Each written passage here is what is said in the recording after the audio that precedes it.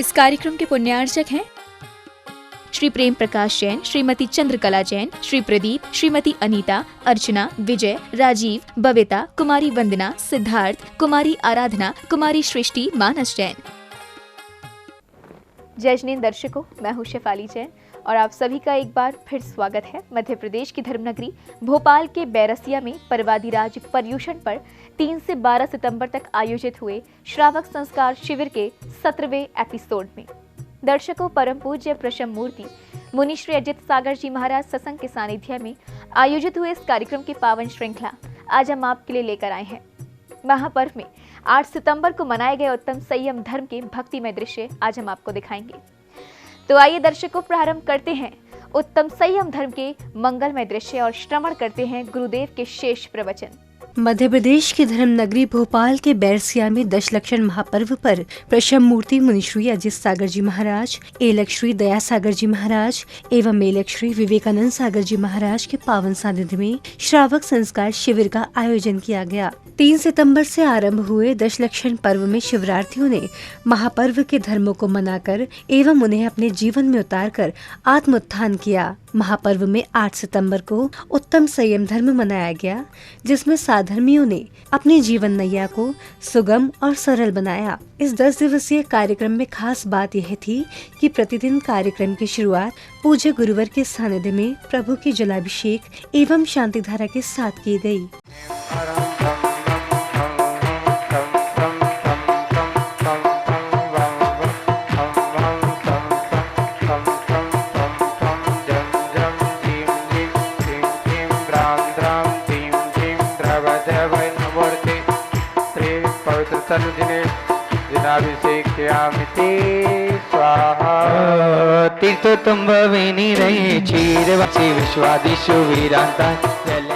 उपस्थित श्रावक श्रेष्ठियों ने विश्व कल्याण की कामना से जिन प्रभु की शांति धारा की। भगवते प्रक्षिण से सदोष कलमसाय देवितो जय मूर्ते श्री शांतिनाथा शांतिकरा सर्वविघ्न विनाशाय सर्वरोग अपनतुनाशाय सर्पर को चित्रपुत्र विनाशाय सर्वारिष्ट शांति कराय। ओम रूम राम ह्रीम रूम रविडाहा सियाउसाय नमः सर्वविघ्न शांतिम तुष्टिम पुष्टिम च कुरु कुरु स्वाहा मम कामम चिंदी चिंदी विंदे विंदे प्रतिकाम। प्रभु का वहन करने के बाद साधर्मियों ने संगीतमय आराधना करते हुए पूजन में अर्घ्य समर्पित किए।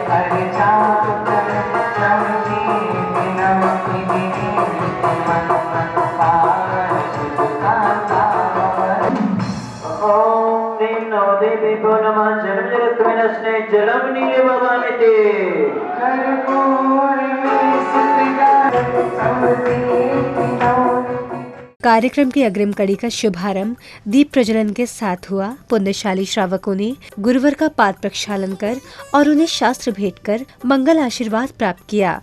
इसी श्रृंखला में श्रावक श्रेष्ठियों ने अष्ट द्रव्यों से सजे खूबसूरत थालों में मंचासीन गुरु के समक्ष अर्पण कर गुरु पूजन किया।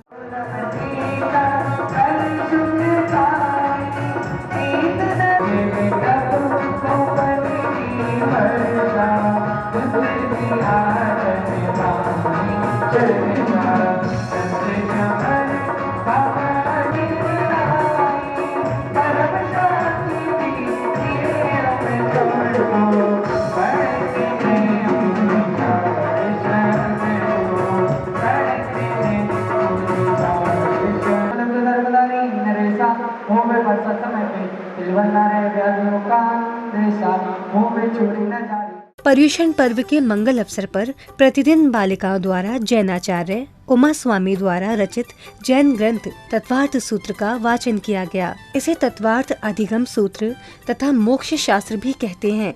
संस्कृत भाषा में लिखा गया यह प्रथम जैन ग्रंथ माना जाता है, जिसमें 10 अध्याय तथा 350 सूत्र हैं। नाम स्थापना द्रव्य भावतस्तन्य आशः प्रमाण नर दिगमः निर्देश स्वामित्व साधना अधिकरण स्थिति विधानतः तत्संख्या क्षेत्र स्पर्शन कालांतर भावाल्प बहुत्वेश्च मतिश्रुता बधि मनः पर्याय केवलानि ज्ञानम तत्प्रमाणे आद्य परोक्षम प्रत्यक्ष मन्यत मति स्मृति संज्ञा। परम पूज्य प्रशम मूर्ति मुनिश्री अजित सागर जी महाराज ने उत्तम संयम धर्म को पद्म पुराण में वर्णित एक बागवान की कथा का उदाहरण देकर समझाया। एक पद्म पुराण में एक बहुत अच्छी कथा आती है कि देखो वहां पर उसने उस राजा को बहुत अच्छा संदेह दिया। एक बागवान का उदाहरण मिलता है, बगीचे से सुंदर सुंदर रोज अच्छे से पुष्प लाता है और राजा की सैया पर उन पुष्पों को सजाता है। ये उदाहरण पद्म पुराण में है। बहुत अच्छे से पुष्पों, कमल की पंखुड़ियों को लाता है रोज। किसके लिए? राजा के लिए। कितने जीवों की प्रार्थना होती होगी, लेकिन राजा को इंद्रिय सुख अपने भोग के लिए, उनको अपना, उनसे कोई मतलब नहीं क्या हो रहा है। उनको तो अच्छे से क्या होना चाहिए? सैया अच्छी खुशबूदार, बढ़िया और बढ़िया तैयार रोज करता। एक दिन उसका मन हो गया। किसका? देखो कभी कभार क्या होता है कि वो तैयार कर रहा है, वो करते करते देखते तो देखो राजा सोते तो उनको लगता कैसा होगा। आज एक काम करते, सुना है कि आज राजन कहीं बाहर गए हैं, 2-4 घंटे से देरी से आएंगे। उसने तैयार किया और तैयार करने के बाद फिर क्या किया, उसने कहा एक याद करते, एक याद घड़ी अपन आज ये पे सो कर देखते हैं। मात्र आधा पौन घंटा उस सैया पर लेट गया और हुआ ये कि मजदूर आदमी था, मेहनत करता है। अब उसे अच्छी सैया मिल गई और सैया अच्छी मिल गई तो उसकी नींद भी अच्छे से लग गई। और जब आदमी की नींद लग जाती तो पता नहीं लगता कि घड़ी 2 घंटा कैसे निकल जाते हैं। अब हुआ ये कि उसने नींद लग गई, इतने में राजा आ गए और राजा ने देखा कि ये मेरी सैया पे सो रहा है, लगता है ये तो मुझे रोज ऐसा ही करके देता होगा। और उन्होंने एक कोड़ा उठाया और जोर से उसको जोर से मारा। पहले वो कोड़े चलते थे ना, मारने वाले हंटर जैसे, और उसको जैसे ही कोड़ा पड़ा वो उठ गया और उठते ही आंखें मलने लगा और आंखें मलते ही थोड़ा विचार करता, ओहो मेरे से बहुत बड़ी गलती हो गई, अब क्या करें बताओ। लेकिन इधर राजा बहुत क्रोधित है। इधर राजा बहुत क्रोधित है और उन्होंने दे उसके ऊपर हंटर ही हंटर। उसको देखते हैं कि उसका पूरा का पूरा क्या हो गया, सिर्फ अपने सुख के लिए किसी प्राणी को पीड़ा देना। गलती उसकी थी, मानते हैं, लेकिन इतनी भी बड़ी गलती नहीं थी कि हम उसको क्या करें, कोड़ों से उसका स्वागत करें। यहाँ तक कि उसके शरीर से लहूलुहान हो गया। लेकिन एक विशेषता थी, उस पर लिखा है कथा में कि जैसे ही कोड़ा उसके शरीर पर पड़ता वो बागवान जो था वो हंसता। सोचो कोई रोता है, एक कोड़ा करता वो हंसता, दूसरा अलग पड़ता वो भी हंसता, हंसता जा रहा है। राजा सोच रहा है कि कैसा मूर्ख है, मैं इसको मार रहा हूं, रोने की जगह ये हंस रहा है। आखिर राजा थक गया मारते मारते और अब उससे पूछता, ये तो भैया ये तो बता कि मैं तुझे मार रहा हूं, तुझे मारने में, मार खाने में आनंद आ रहा है क्या? बोले कि नहीं मारा आनंद, राजन आनंद तो नहीं आ रहा, पीड़ा तो मुझे पूरी हो रही है, बहुत पीड़ा का अनुभव हो रहा है। देख रहे हो पूरे शरीर लहूलुहान हो चुका है, फिर तू हंस क्यों रहा है? बोले कि इसमें बहुत बड़ा राज है, मन में विचार कर रहा हूं, सोच रहा हूं।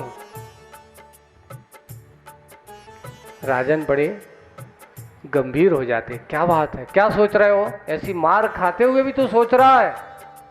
बोले कि हाँ सोच रहा हूं। क्या सोच रहे हो? ये सोच रहा हूं कि जब एक घड़ी की निद्रा में इतने कोड़े पड़ रहे हैं इस सैया पे सोने से, कितनी घड़ी की? एक घड़ी की निद्रा में मैं इस सैया पे सोया तो आज मुझे इतने कोड़े पड़ रहे हैं। अब मेरी समझ में नहीं आ रहा राजन आपका क्या होगा, आपका क्या होगा? वो सोचते हैं, मतलब इतने जीवों को सैया बना करके तू अपने सुखों को का उपभोग कर रहा है, विषय भोगों को पुष्ट कर रहा है, तुम्हारी गति क्या होगी? तुम्हें कौन सी गति मिलने वाली है? कहते हैं उस भगवान की उस बात का प्रभाव ये हुआ, क्या प्रभाव हुआ? असंख्यात प्राणियों की जो रोज हिंसा होती थी, राजा के मन में वो बात उतर गई और उन्होंने क्या कर लिया? मन में विचार किया, बात तो सही कहा। ऐसी ऐसी कुछ प्रसंग हैं। प्राणी संयम का अर्थ है मात्र हमारे उपभोग में थोड़ी सी कमी हुई, थोड़ा सा भी हमारे उस कार्य में हमारी सैया पर उसने आज गलती कर दी, मानते हैं कि उसकी गलती जरूर थी, लेकिन उस गलती का प्रभाव इतनी सजा, उस सजा के परिणाम से रोते रोते हुए भी, पीड़ा होते हुए भी उसने एक नई दिशा राजा को दे दी। ये कहलाता है प्राणी संयम के प्रति अगर हमारा सही भाव। काश अगर हम ये सोच लें कि हमारे मन में भी ये विचार आता है, कभी सोचा, विचार किया कि इस प्रकार के विषय भोगों का सेवन करते समय आपको कितनी और आपके निमित्त से किनको कितनी पीड़ा होती होगी। हमारे यहाँ पहले श्रावकों का एक नियम होता था। क्या नियम होता था? और मुझे ध्यान है, हम लोग जब गांव में रहते थे तो हमारे जो दादा वगैरह थे ना, जो उस समय, अब छोटे छोटे गांव में रहते थे और गांव में एक ही किराने की दुकान है ना, किराने की दुकान है। तो उस समय पहले से कह दिया जाता था गांव वालों को कि देखो 10 दिन हमारी दुकान पर साबुन, सोडा, माचिस आदि के ऐसे चीज़ें नहीं मिलेंगी। हमारी दुकान 10 दिन क्या रहेगी, अगर खुलेगी भी तो हमारी दुकान पर रखी भी है तो भी नहीं दिया जाएगा। क्या नहीं मिलेगा? इस प्रकार के हिंसा के कार्यों को यहाँ पर हम धंधा भी नहीं करते थे। ये कहलाता था प्राणी संयम। लेकिन हम दुकानदारी में आज पर्यूषण हो चाहे कुछ भी हो, हमें इससे कुछ नहीं देना। दुकानदारी में एक लोग आकर के कहते अगर घोड़ा घास से समझौता करेगा तो खाएगा क्या। आज के समय में आदमी क्या कहते, महाराज अगर हम दुकानदारी में ऐसा करने लगे तो दूसरे वाले को तो माला माल हो जाएगा, अपना काम क्या होगा, हमारी तो सब दुकानदारी बैठ जाएगी। यानी अगर 10 दिन आदमी की दुकानदारी कम चल जाएगी तो आदमी भूखों मर जाएगा। लेकिन 10 दिन के बाद 355 दिन आदमी दिन भर कमाता है, खूब कमाता है, उस कमाई को आदमी भूल जाता है। लेकिन 10 दिन की कमाई में घाटा नहीं होना चाहिए।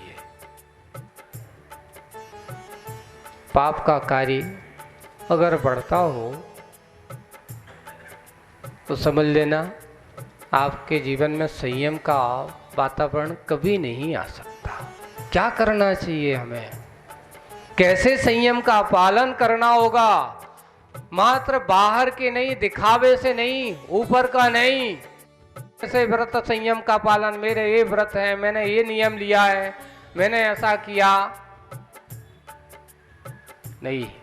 ये मात्र उस दिन की नहीं कि आज अष्टमी है। हमारे जीवन में बिल्कुल सबसे पहले तो जैन समाज के श्रावक का एक नियम होना चाहिए कि अष्टमूल गुणधारी तो प्रत्येक होना ही चाहिए। अब आप लोग कहेंगे अष्टमूल गुणधारी कैसा होता है बताओ, क्या होता है? तो अपने यहाँ 2 प्रकार के अष्टमूल गुण बताए हैं। आपको बहुत सरल अष्टमूल गुण बता रहा हूँ। 5 अदंबर फल और मध्यमास मधु का त्याग। 5 अदंबर फल समझते हो? कौन कौन को पता है? हाथ उठाना। 5 अदंबर फल बस पुरुषों में 2 3 4 दिख रहे हैं। और किसी को नहीं पता पंचोदंबर फल क्या कहलाते हैं? उमर का फल किसने देखा? पीपल का फल किसने देखा? सबने देखा। बरगद का फल किसने देखा? देखा? देखा है, अच्छा। और एक कठुमर होता बिल्कुल पीपल जैसा, तने में लगे रहते, उसका भी दाने छोटे छोटे रहते, पाकर बिल्कुल वैसा ही होता है। इन फलों का हम त्याग कर सकते हैं कि नहीं कर सकते हैं? कर सकते हैं। पंचोदंबर फल ये कहलाते हैं। इनमें बहुत जीव राशि होती है, असंख्यात। इनको जब तोड़ते हैं, इनके अंदर खोल के देखना, चलते हुए 30 जीव दिखाई देंगे। और मांस का त्याग, मधु का त्याग, मधु यानी शहद, हनी, और काय का त्याग, ये बहुत कठिन है, ये मत सोच लेना। शराब का त्याग, किस किस का त्याग है शराब पीने का? महिलाएं भी हाथ उठाओ। अब देखते हम देखते हो अब किन का है। अभी हम पता कर रहे हैं कौन कौन का है। किन कौन का है? हाथ उठाओ। शराब पीने का त्याग किन किन का है? ऊंचे ऊंचे मत बोलना, लड़के लोग भी बैठे हैं यहाँ पे। अब देखो, मद्यपान, शराब का तो त्याग। अब ये बताओ, ये तो ठीक है शराब का त्याग, मद्यपान का किन का त्याग है? अब चटनी हो जाएगी अच्छे से। मद्यपान समझते हो? समझ लें। बीड़ी पीना कौन सा है? तंबाकू खाना, सुन रहे हो? अभी तो पहले बता तो कर रहा हूं, अब देख रहा हूं, बताओ ये तभी पता चलता है। अभी मद्यपान का त्याग, तंबाकू, बीड़ी, सिगरेट, चरस, गांजा। अब आता है चाय पीने का किन का त्याग है?